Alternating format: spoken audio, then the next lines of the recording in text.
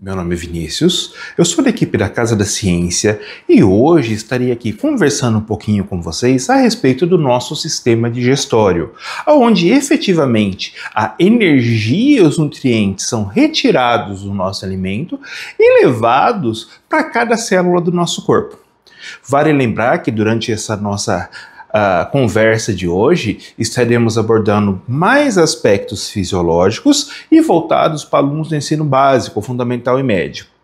Então, se você aí de repente é um aluno do ensino universitário e que acabou caindo nesse nosso vídeo de hoje, saiba que esse processo ele acaba tendo muito mais etapas, né, do que nós estamos aqui hoje discutindo hoje. Beleza? Bem, gente, vou começar conversando com vocês a respeito desse assunto pela própria nomenclatura. Há um tempo atrás, por volta dos anos 2000, já faz um certo tempinho, nós chamávamos esse nosso sistema de sistema digestivo.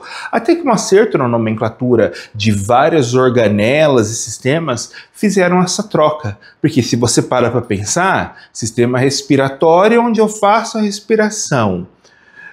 E por que sistema digestivo? Então passou a ser sistema digestório. Então, muitas vezes quando você ouve falar isso, comenta com isso perto ali dos pais, avós de vocês, podem achar ali algo meio estranho, porque quando eles aprenderam foi de uma maneira diferente. Então nós vamos começar esse nosso conversinha de hoje como nós sempre chegamos, né? Algumas dúvidas que podem aí surgir quando nós tratamos aí desse sistema.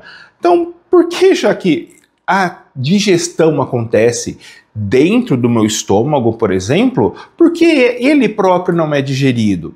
Por que ficamos com sono depois de comer muito? Porque nós temos aí as flatulências, né?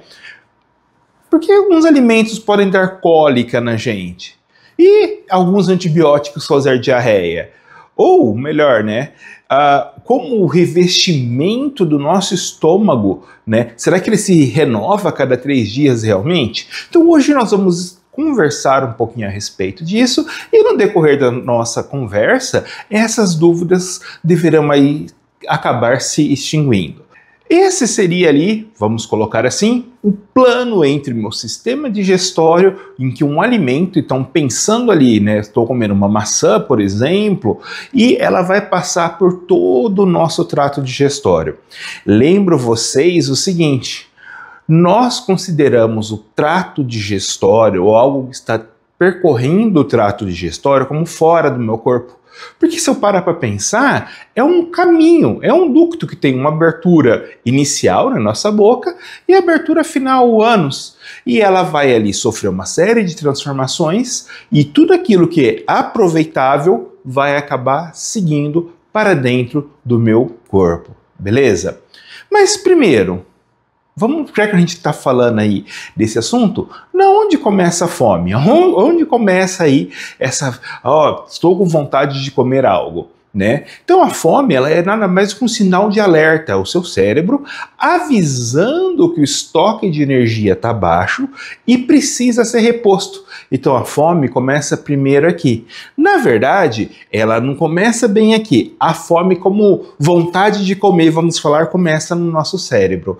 Mas ela começa lá na sua célula, quando ela manda uma série de sinais através de hormônios, através ali de reações químicas, avisando o nosso sistema nervoso central que nutrientes são necessários. Essa informação ela vai ser ali propagada, ela vai ser controlada por uma série de hormônios e nervos, principalmente pelo hipotálamo, né, presente no nosso cérebro, que vai levar ali essas informações, tá? Que vão estar sendo recebidas por ele, tanto por informações ali de hormônios provenientes do estômago e do próprio sangue.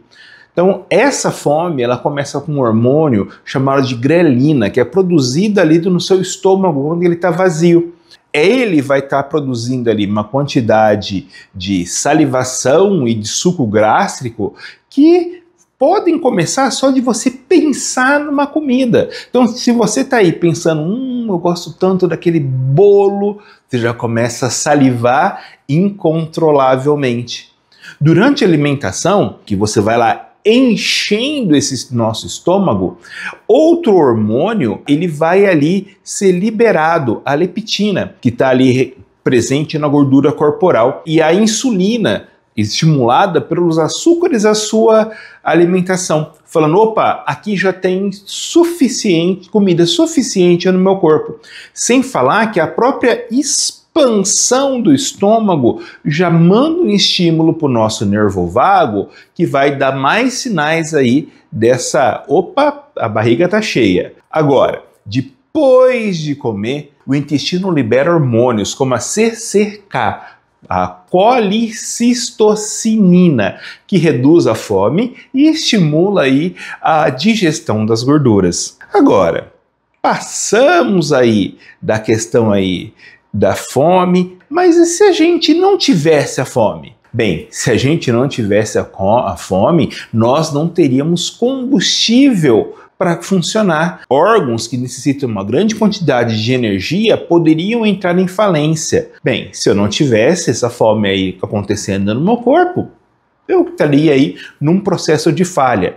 Se eu tiver ali uma fome excessiva, comer rápido demais, eu posso entrar num processo que nós chamamos de indigestão ou até mesmo tendo um refluxo, quando o nosso trato digestório ele não aceita bem aquele alimento que ele está entrando e ele acaba sendo expelido para fora, através do vômito.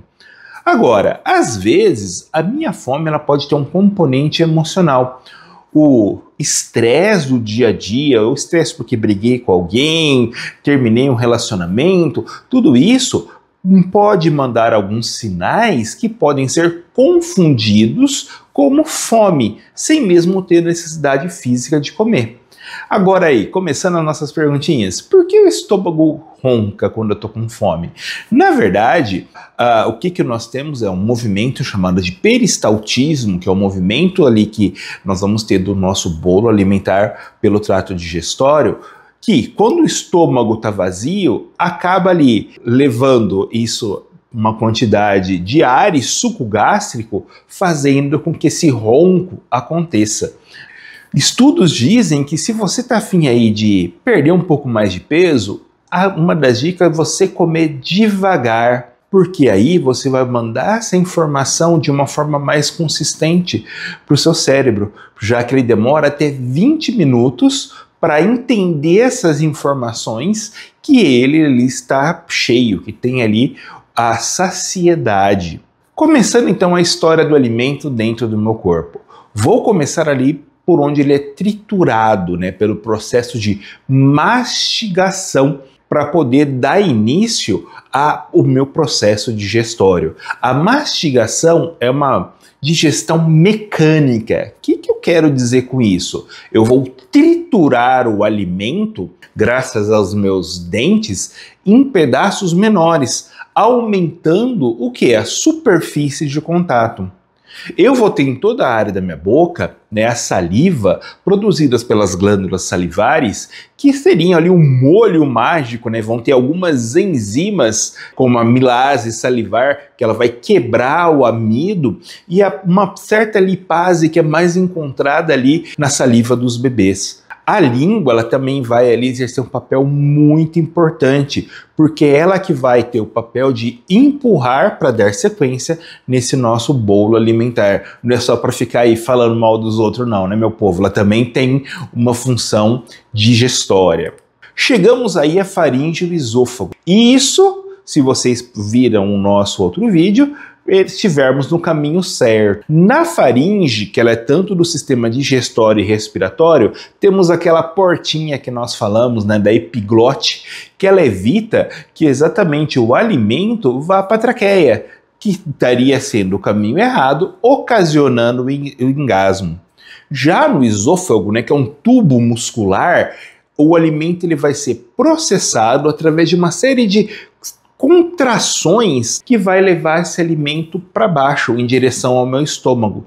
Imagina aí se eu pegasse uma meia comprida e colocasse uma bolinha e fosse apertando essa meia de forma que a bolinha fosse subindo.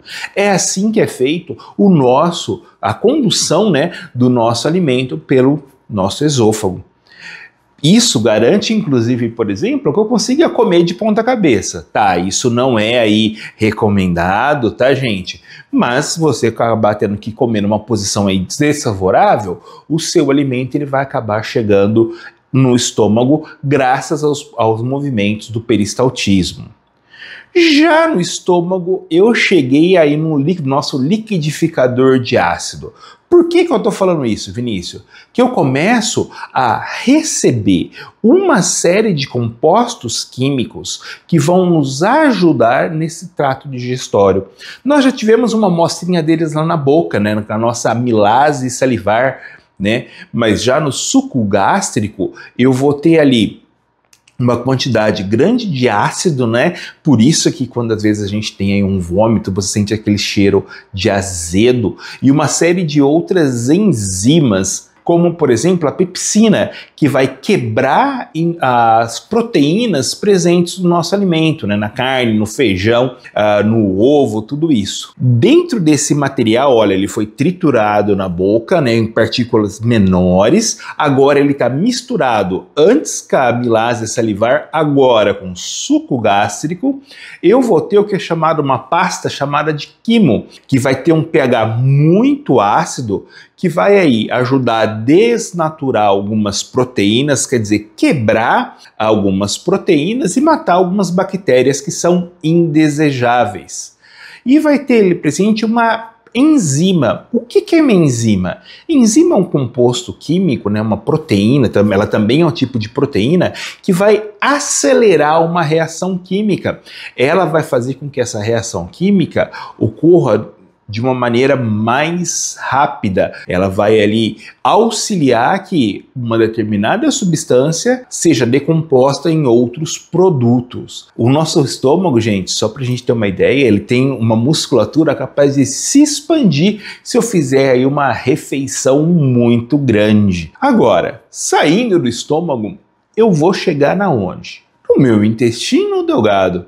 O meu intestino delgado, ele tem aí de 3 a 5 metros, né? Se eu for medir isso numa pessoa viva. E de 5 a 7 metros pós-mortem, né? Quando a pessoa acabou de falecer. E isso porque existe toda uma contração muscular dentro da pessoa viva e quando nós estamos aí, nós falecemos, isso não ocorre mais. Nesse processo, o que nós temos? Uma série de outros órgãos que são ali parceiros do nosso trato digestório vão estar produzindo substâncias que irão auxiliar nessa digestão. Então nós temos ali o pâncreas que vai produzir o suco pancreático, que vai ter muitas enzimas, o fígado ali junto com a vesícula biliar, que vão estar aí lançando a bile, que vai ser como um detergente emulsificando as gorduras. Tudo isso vai ser lançado na porção inicial do nosso intestino delgado, chamada de duodeno. Nesse momento, eu vou ter logo na porção inicial essa quantidade grande de substâncias que já vão estar auxiliando a quebrar o que antes era um alimento, que foi triturado na boca, começou a ser digerido através de ácidos e enzimas no meu estômago em quantidades cada vez menores. Por quê? Porque agora ele vai ser absorvido e vai ter que chegar até a sua célula. Uma proteína não consegue chegar muitas vezes até a sua célula porque ela é muito grande. Ela vai ter que ser quebrada até aminoácidos para aí sim estar chegando até as nossas células. Isso graças ao quê? Nós temos que lembrar, no nosso intestino delgado existem uma série de dobras microscópicas chamadas de microvilosidades. Elas servem para quê? Para aumentar a área de absorção. Se eu pegasse o intestino aí de um adulto e tirasse todas essas microvilosidades, né, passasse esse intestino a ferro, eu poderia ter esticado uma área maior até que de uma quadra de tênis, só para você ter uma ideia como isso aumenta o contato desse nosso alimento com as paredes do meu intestino, onde ocorre a reabsorção. Então, se você olhar nesse desenho, você vai ver que ela é cheia de vasos sanguíneos. Por quê? Porque tudo que é absorvido cai na corrente sanguínea e vai ser espalhado onde é necessário dentro do meu corpo. É aí que aquilo que antes eu chamava de bife foi chamado de proteína lá no meu estômago e agora é chamado de aminoácido. Ele começa a ser levado pela corrente sanguínea, na onde ele está sendo aí necessitado, né? E repara que nessa fotografia feita por um microscópio, ela é muito parecida com esse nosso esquema. Você consegue ver como essa superfície de contato a mais facilita esse processo aí de absorção. Bem, gente, agora eu montei um quadrinho, um resumo, só para a gente entender um pouco a respeito, tá, de quais enzimas vão estar sendo ali produzidas, né, e onde elas estão atuando em cada local do nosso corpo. Então vamos começar pela boca. Na boca nós temos ali as glândulas salivares que vão produzir em todo mundo a saliva, mas em bebês a lipase lingual. Tá? E elas vão ter ali funções diferentes. No caso, a saliva, ela vai ter ali principalmente a amilase salivar, que ela vai atuar sobre carboidratos, transformando o amido em maltose. Já a lipase lingual, ela vai atuar o quê? Quebrando lipídios. Chegamos no estômago, o suco gástrico, que vai ser rico em ácido clorídrico e pepsinogênio, mais a lipase gástrica vão estar ali atuando. No caso, eles vão estar sendo produzidas em porções diferentes do próprio estômago, enquanto a lipase nas células principais, o suco gástrico nas células parietais e também nas principais. O suco gástrico, ele vai ser ali, o ácido clorídrico vai ativar o peptinogênio, que vai ajudar o quê? A pepsina a atuar ali sobre, no caso aí, as proteínas e também, né, esse ambiente nocivo vai eliminar algumas bactérias, enquanto que as lipases vão atuar e digerir ali uma ação um pouco limitada, tá, no estômago. Tá, gente? É uma quantidade muito pouca de lipase que eu vou ter no meu estômago. Eu vou ter elas atuando muito mais no meu intestino. E por falar nele, eu separei em duas partes o meu intestino delgado. Por quê? Que eu tenho a porção anterior ali do duodeno, aonde eu vou ter uma série de atividades acontecendo, e outra porção no decorrer de todo o intestino delgado. Então vamos começar por essa região do duodeno. Eu vou ter o suco pancreático, que vai ter ali a amilase pancreática, a tripsina, a quimiotripsina, a lipase, uma série de além da própria bile atuando. Bem, as enzimas, né, que seriam a amilase, tripsina, quimiotripsina, lipase, vão ser ali secretadas pelo próprio intestino, e eu vou ter que a sua ação vai ser bem específica. A amilase, assim como a amilase da boca, ela vai ali ajudar a digestão de carboidratos, transformando amido em maltose. Já a tripsina, a quimiotripsina, quebrar o que sobrou de proteína em peptídeos menores. A lipase vai ajudar ali a quebrar esses lipídios em ácidos graxos e monoglicerídeos. Já as nucleases vão atuar sobre os DNA e RNA presente nesse material que eu tiver ali ingerindo, certo? E a bile vai ter a função não exatamente de quebra, mas vai acabar ali emulsificando a gordura, quer dizer, tornando essa gordura cada vez em gotinhas menores, facilitando a ação da lipase. E até que chegamos ali no nosso intestino delgado, onde eu vou ter o suco entérico, que vai ter as peptidases, disacaridases e as enteroquinases atuando naquilo que já veio digerido da porção inicial. Então, no caso, as peptidades, ela vai quebrar ali, vai dar a finalização da digestão das proteínas. Como, Vinícius? Vai quebrar ali tudo até chegar em aminoácido. As disacaridades, ela vai quebrar em sacarídeos mais simples, dando por fim a própria digestão ali do amido. E as enteroquinases vão ativar o tripsinogênio, né, em tripsina, dando ali a finalização desse tipo de digestão. Bem, gente, aqui nós temos, por fim, a questão da digestão, né? Então agora nós digerimos, absorvemos e vamos passar agora para o nosso intestino grosso. No intestino grosso, eu vou estar tendo como função principal a reciclagem de água. Então, toda a água utilizada nesse processo, ela volta para o meu organismo. E nesse processo, junto com a ação de uma série de outras bactérias que estão ali presentes, são bactérias boas, né, presentes na nossa flora intestinal, vão estar ali dando a última reciclada em nutrientes dos nossos organismos e formando as fezes, que elas vão acabar sendo eliminadas do nosso organismo através do nosso ânus, tá? Então é aí a porta de saída. Veja bem, todo esse material que eu estou defecando, né, que tem lá nas minhas fezes, é aquilo que não foi aproveitado da minha alimentação.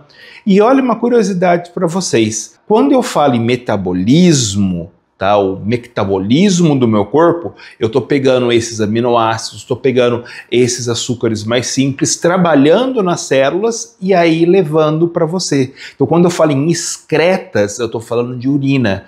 Quando eu falo em fezes, é somente aquilo que eu não utilizei no meu corpo. É aquilo que eu vou ser descartado. Certo, pessoal? Espero que vocês tenham gostado da aula de hoje, que digiram ela muito bem e nos vemos na próxima oportunidade. Até mais, pessoal!